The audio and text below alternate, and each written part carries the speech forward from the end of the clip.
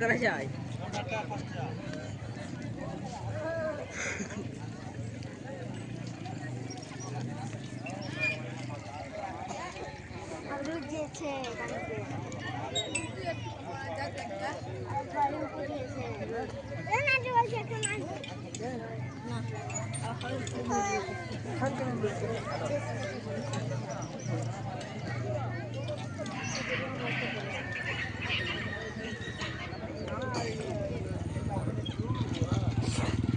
একটা ভিডিও করে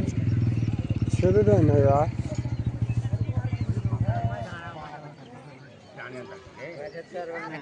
सूरज